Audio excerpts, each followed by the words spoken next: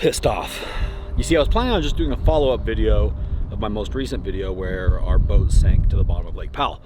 Video got a lot of views, obviously. There's been a few people in the comments section. I've ignored them, haven't paid much attention. Started building and building, and people were like, you did it for views, you did it for insurance fraud, you did it for all these different things. And then there's this page today on Instagram that is all about banning wake surfing. And they did a post. They reposted one of my videos and said, breaking news, famous YouTuber purposely sinks boat at beautiful Lake Powell, destroying the environment just for views. This must be stopped, this is unacceptable. And that did it. That was the straw that broke the camel's back. This page is trying to promote a cause that they believe in, obviously, which is trying to ban wake surfing, which is a whole different conversation, by using my family's tragedy and lying about it by saying that it was done intentionally. We're recovering a boat that I sank with my family on it.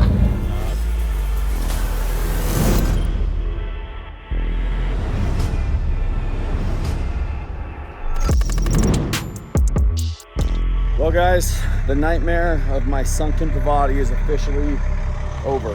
So the divers went and found it right around 75 foot, 80 foot mark, and it definitely took a tumble. As it went down, it probably kind of paper airplaned.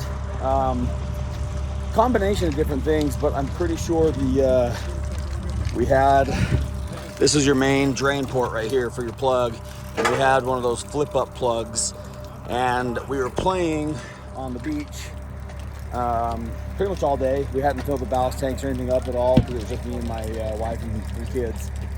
And at some point during that, the plug had to come out, and the ballast or the bilge pump warning either, well, I wasn't paying attention or it wasn't going off. I don't think the bilge pump, I think it might have popped a fuse that I didn't realize, one of the quick circuit breakers. So then when we opened the ballast, that meant there was already a ton of water in the hull, and when that happened, it just, the way the boat sits, it just kind of came in so fast that I hammered down. I've been in a lot of really swamped boats before and been able to get them to the shore before they sink, but we were in the middle of the channel. The channel was really rough that day, had some big waves kind of come roll over the back, so it was just this combination of terrible things that happened, but ultimately my responsibility is the captain of the boat. So right now we're jumping in my plane and we're flying up to Oregon to Pavati headquarters to meet up with Chuck, the owner of Pavati, the guy who was with us on the recovery. He's like one of my best bros. And he's got the boat and they've inspected it, they've gone through it, and we're gonna show you exactly what condition the boat is in, and we're gonna walk around and show you the damage, and we're gonna show you potentially some of the reasons and some of the factors that contributed to the boat sinking with my entire family on it. Because think about it. I'm by myself with my wife, my 9-year-old little girl, my 5-year-old little boy, and I think my other boy was 3 or 4 at the time. So 3 little kids in the middle of the channel at Lake Powell with all of our belongings in the boat, and I intentionally sunk it. Well, that just doesn't add up.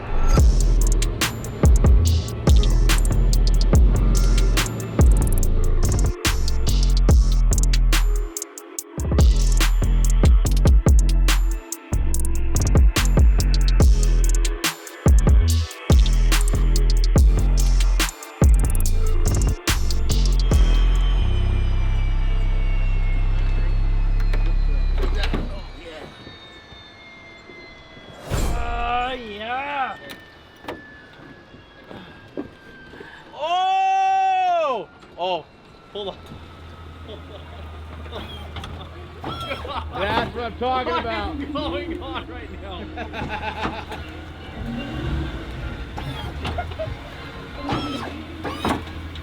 This guy's got it all, you know that?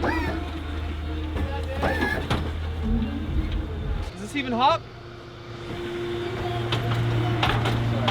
Okay, there it is.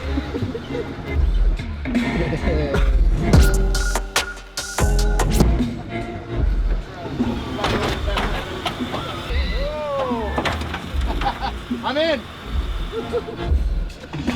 Hey, bro. I know you've seen a lot of shit, but that's...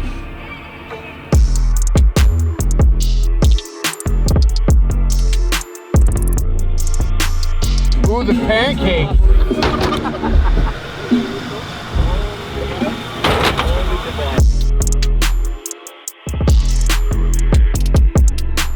All right, guys, we are here at the Pavati headquarters in Medford, Oregon. Absolutely. White City, something like that. White City, Oregon. So this is Brody. Brody has been a good friend of mine for a long time. The man runs the show right below, basically, Chuck, the owner. He knows these boats inside and out. Let's go to my boat and let's talk about why it sank.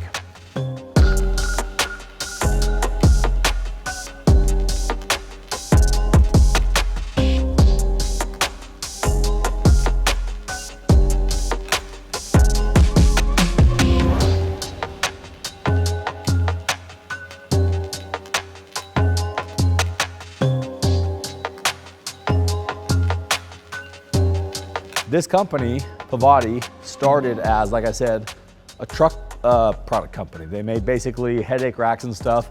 Now they're making flatbeds for trucks. As you guys have seen, we had one on the area giveaway truck. Aluminum is their specialty. And their headquarters here, they've got some of the best aluminum welders, benders, workers in the entire world. Laser machines like you wouldn't believe, like some of the coolest stuff. When they got into the boat world, they started with this. It's a drift boat. So this is kind of where they got started, other than Chuck's, original prototype boat. But that's not what you guys are here for. You guys are here to figure out what happened with my boat and why it sank. Right here is my 24-foot, it's a AL24 Pavati boat. This boat just spent the last 8 months of its life at about 100 feet deep under the surface of Lake Powell. There's been people that said, you intentionally sunk your boat for YouTube views. There is no world in which I would take my family with my 3 little kids out to Lake Powell, deep into the channel, and intentionally sink a boat for YouTube views. Guys, we get plenty of views without having to do bullshit like that. So this boat sunk for a few different reasons, and I'm gonna tell you why. Right here is where the plug goes in. Standard plug port. Now, when I got, this is bent because when it hit the bottom of the lake after it sunk, it kind of dented the hole. Surprisingly, it did not crack because you can see how thick that aluminum is. In fact, once we got this boat on the surface, pumped water out of it, it floated just fine. What happened was we were on the lake all day Saturday, cruising around very slow, just exploring canyons, not to the point where the boat was on plane all day long. Because if it's on plane, water's gonna drain right out of there. We spent a lot of time floating around different bays, exploring, hiking canyons, just having fun with my family for Labor Day. It was just us, 5 people. It was a brand new boat to me. It was the first time I'd had it on the water. However, Chuck and his team had had it testing here in the water here up in Oregon before they handed it over to me to make sure that it was perfect. So right now you're gonna see some damage. You're gonna see that the exhaust is tweaked, you're gonna see that the trim tab is tweaked, and you're gonna see that the hull is tweaked. The hull was damaged when the boat actually sunk to the bottom of the lake because I had about 1,000 pounds of lead in the back of the boat that I put in there, because normally I'm used to running these boats with 14, 15, 16 people in them, which helps with the weight. Well, with my little lightweight family, I wanted the biggest surf wave we could possibly get, so we threw some lead bags in there. I put a plug in here that has worked for me in the past, but when I got to the lake, I realized that I had left the plug at home. This is the plug that you put in the Pavati. It goes in that hole right there. You tighten it real tight. I've never had a plug come out in my entire life. Unfortunately, I don't know where this plug went. I misplaced it because we actually did a little bit of work to the boat before we left for the lake. In fact, I'll tell you about that here in a second, and that's another factor that contributed to it sinking. But I used the only plug I could find. And they're plugs that I've used in the past that have worked all right, but it has basically just a brass flip tab that goes up, and that's what tightens it. It's not a thread in like this. So when I put the plug in, it was fine. It was holding water. We boated all day Saturday, stopping, floating, hanging out. No water came on board. Literally, we hung out in canyons for hours. 0 issues, okay? We left the boat in the water all night Saturday night against the dock, okay? Being in the water overnight, if the plug was not in the boat would have probably sunk, okay? Because it would have run the bilge pumps to the point where the batteries would have died, it would have been an issue. Day 2, we go up a different canyon. This canyon happened to reveal a sandbar that's not usually there because the lake level was so low. So what I did is I took this boat and I kind of backed it in towards the sandbar. And since these are aluminum boats, my favorite thing about it is to just run them into the shore because it doesn't damage it at all, because the aluminum is very robust. And one thing Pavati provides them, or prides himself on, is you can beach these things just about anywhere. I don't know if you guys recommend that, but the boats put up with it because it's like, yeah, ultimately, I mean, that solid aluminum. Yeah, and depending on where the location of the boat is, we're focused on, our delta pad's over an inch thick solid aluminum. So, underneath, if you were ever to hit a log or even run over a boulder or rock on the prop, yes, you can damage the prop, the rudder, the shaft, but underneath is solid aluminum. So, I mean, you're not going to worry about any penetration there. And as you can tell, I mean, this has taken on serious impact. That sunk from 100 feet from the surface with 1,000 pounds of lead ballast, plus all my family's gear, plus all the ballast that was on board. It was hauling ass towards the bottom of the lake, and that is the only damage on the hull. And guess what? It still floats. We've had it in the water since we recovered it, and no water has come in. Once that plug was filled, it was fine. So what I need you guys to understand is, I'm a little reckless sometimes, but I'm not an idiot. I've been boating for over 20 years, and I've never had one single boating incident. I put the plug in the boat before it went in the water. That's the first thing I check. I'm not an idiot. However, I used a plug that wasn't this exact plug. So day 2, family and I are floating around. We're having a great time. I've got some pictures, in fact, I'll insert here in the video, of my family and I cruising up the canyon. And as my kids were playing on the sandbar, rather than nosing the boat in, I backed the boat towards the sandbar because the swim step usually goes to about right here. So the swim step was the perfect height for my kids to be able to jump off, jump on the sandbar, play in the water, do everything they needed to do. But the contour of the lake and the sandbar kind of went down like this. So what I believe happened is, because it was right after this that kind of all hell broke loose, the flip tab on the plug flipped up, okay? Then we started cruising. As we start cruising back to the marina, because I told my family, told my kids, like, guys, all right, it's time to start packing up, getting ready to go home. My daughter Charlie says, Dad, I want to do some surfing. And I was like, absolutely. We haven't surfed. We haven't done much water sports this trip. It's just been more of like a relaxed trip. Let's do it. So I opened the ballast, that big valve and that big valve, and that allowed roughly 4,000 pounds of water to instantly rush into the boat. Well, what I didn't know is I made a mistake before we even left. Here in the engine compartment, they have some serious bilge pumps. This bilge pump right here is designed to pump 2,000 gallons per hour, meaning you can keep up with just about everything. Well, upon further inspection of the boat, because these guys, Pavati was like, dude, we gotta figure out why that boat sank. This does not make any sense. I swapped the batteries in this boat 2 or 3 days before we left, because the batteries that were in here were decent, but I have a battery sponsorship with another company, and I wanted the best batteries possible, simply because there's a lot of times where we don't want the boat running, but we want the stereo system running, we want all the features running, and I wanted the best batteries possible. So in installing the batteries, which you can see the battery boxes are right in these 2 little areas, I somehow didn't get this bilge hose completely connected to the bilge pump. I thought it was on. Maybe I didn't tighten it. Maybe it wasn't on all the way. And what happened was, when they started to inspect the boat, they found that that bilge pump was basically, instead of taking the water from this hose and spitting it overboard, it was just basically taking the water that was coming in from the drain plug and recirculating it right back into the engine compartment. All right, so whatever, that's, that's not great, but then when you add 4,000 pounds of ballast, that makes the boat sink even deeper. So between the water that was already in the engine compartment that I wasn't aware of, the bilge pump alarm kept going off, but I didn't see any water coming overboard. So I was like, nah, well, it's probably just a circuit breaker, or there's like a fault or something like that, because they actually have all sorts of alarms and warnings on these boats that say bilge pump, this, that, all these other things aren't working. So I figured it was maybe just a system error. Or debris stuck in the bilge. I mean, ultimately what happens with our newest boats is we have a timer for 30 seconds until the alarm goes on. So if it's been running for over 30 seconds, the alarm triggers, it'll pop up on the Garmin command screen. That's thanks to our C-zone control. And ultimately, if you do clear that fault, it will only pop up if it circulates for another 30 seconds. And so as that continually runs on, if a float switch was tripped, you'd want to go and look in your compartment and make sure, hey, is there something that's triggered that, or is there truly water?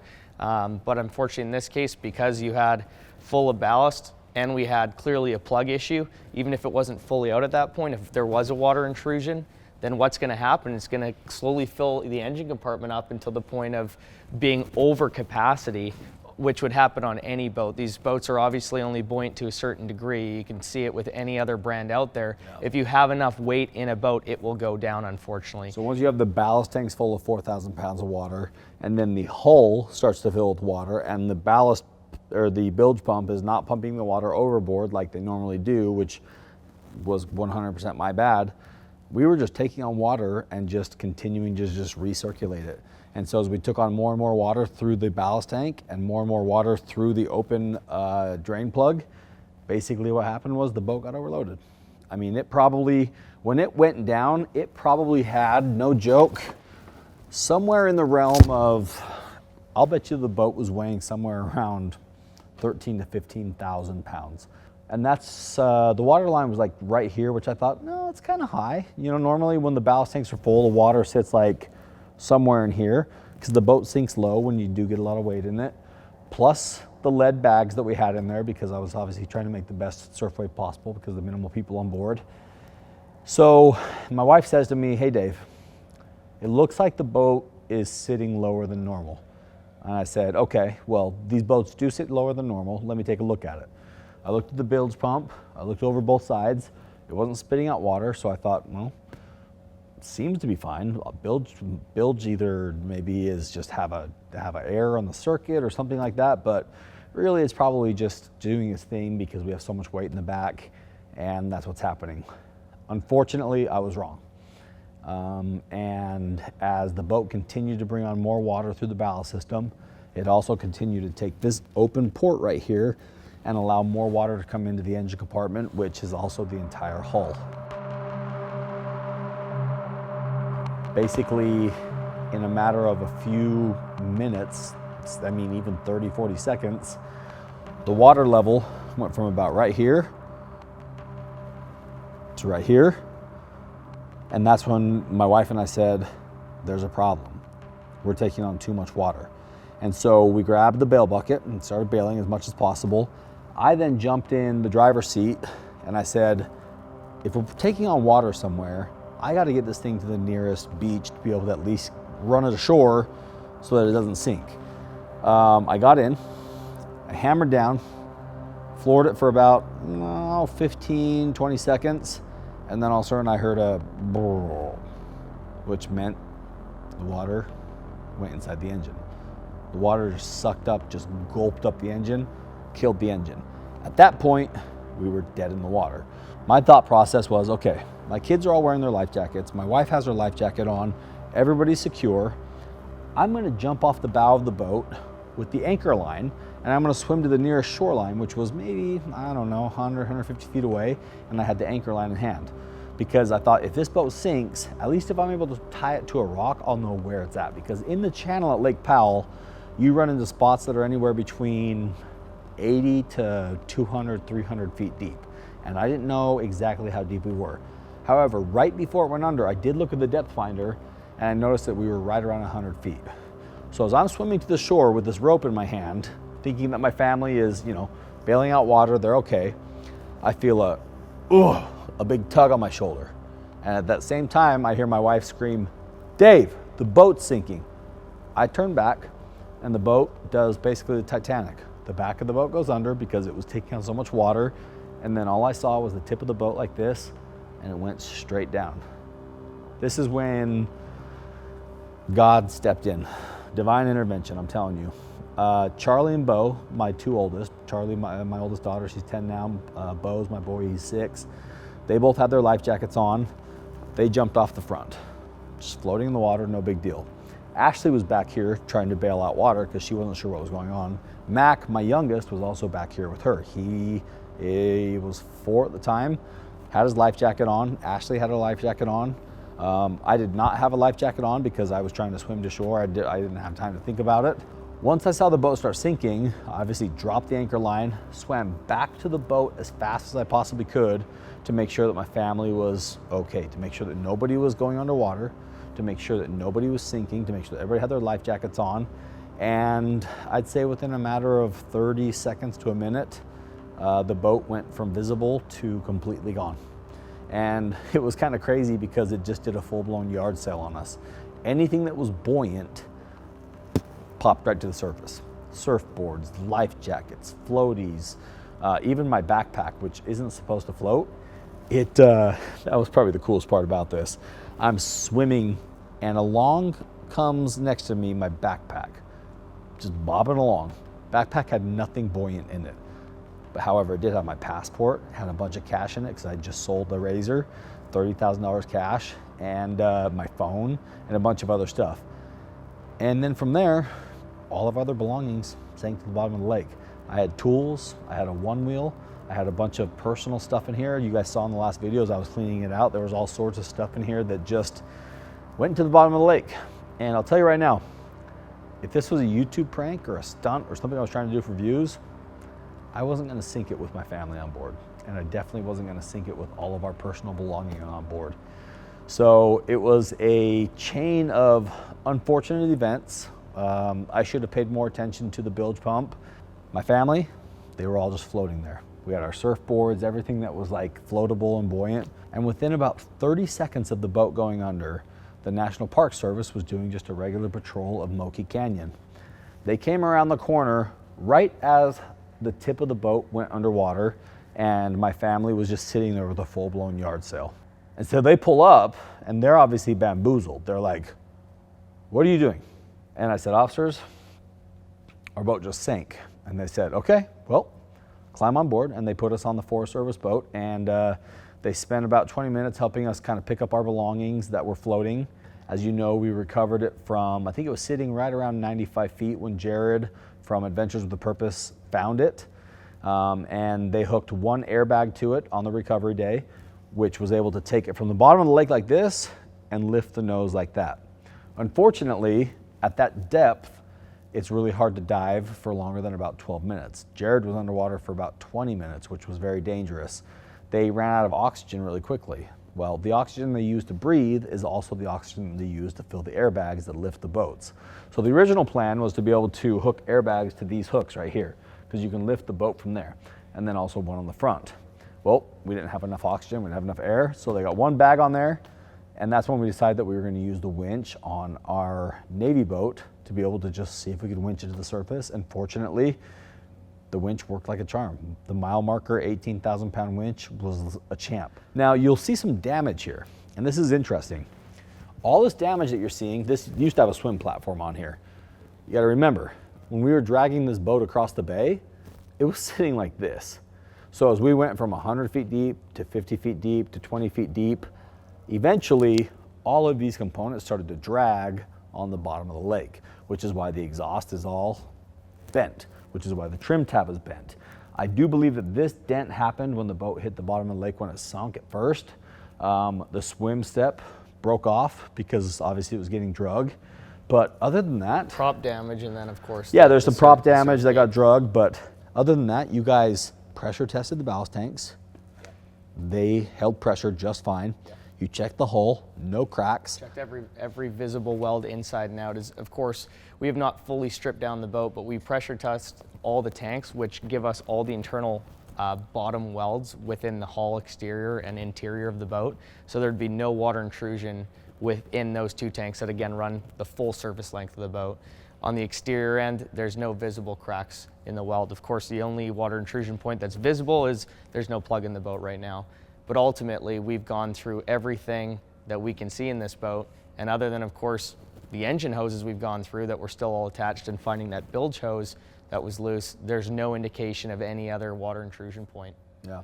So for me, coming up here today was very important because ultimately, as the captain of the boat, it was my responsibility to make sure that this boat was watertight and perfectly sound.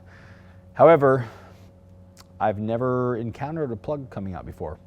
I've accidentally put boats in the water before without plugs in them, and I realize it right away, and I flip around, go back to the marina, we put a plug in, and the bilge pumps are able to keep up. But since this bilge pump wasn't fully connected because we had replaced the batteries, that lies 100% on me. Now, what you guys need to know is I self-insure a lot of my assets. It's easier than paying premiums because of some of the high dollar value items of the things that I own. This boat technically did have an insurance policy on it through my dealership inventory, but when you make a claim on an insurance policy like that, basically what they do is A, they fight you like hell to pay you out on it, and then B, if they do pay you out, they cancel you immediately, and then C, when you go try to get new insurance policy, which commercial insurance is a whole different animal than personal insurance, they just basically say, oh, you had an incident? Well, your premium is 3, 4, 5, 6, 10 times higher than what it was before. So all of the work on this boat, all of the repairs, all of the recovery was done on my own dime. Fortunately, I've got good friends here at Pavati. Chuck came down and helped us with it. Surprisingly, the interior is still pretty dialed, solid. It was brand new. It's crazy for a boat sitting underwater for the extent that this did. I don't think there's many boats of any brand that would come out looking as good as this.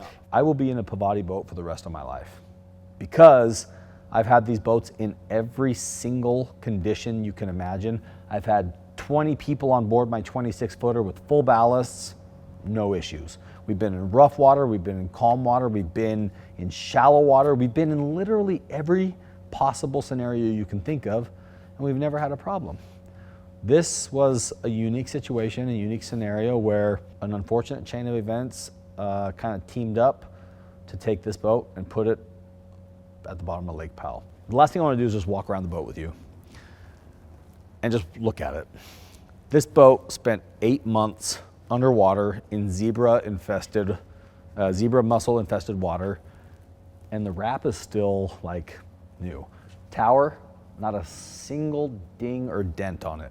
The interior, pretty much like new condition. In fact, I've seen some stupid comments from people saying, oh, the steering wheel cover was still on. You must have sunk it intentionally.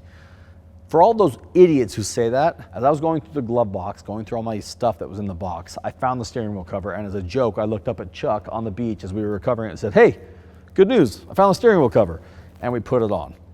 I did not sink this boat intentionally with the steering wheel cover on it. Guys, just use a little bit of common sense and common courtesy and respect for me, please, because you know me better than that, and I don't have to sink a $400,000 boat to get clicks. We're all about cleaning up the environment, and truthfully, we're one of the very few people who sinks their boat at Lake Powell that actually goes back and cleans up the mess. This all rests on my shoulders. Pavati did exactly what they were supposed to do. They provided me with an excellent boat, and they always have, and they always will. So, guys, with that said, as you know, I started this video super pissed off because of some of the comments and stuff I've seen. Over the course of the last few hours, the page that made that really terrible post about me doing this intentionally has magically disappeared. I think they deleted it, hoping to avoid legal recourse. I mean, at the end of the day, I'm hoping, and our company is hoping, that Pavati's involvement with this video is to bring more awareness to safe boating, as well as just understanding the operations of the boat. If there's anything we can do to continue to make sure that each customer knows where to look in case of any potential failure in the future, or just challenge or issue that arises, we want to make sure our customers are knowledgeable, and obviously accidents happen. This is a freak accident, but we're going to be there for our customers.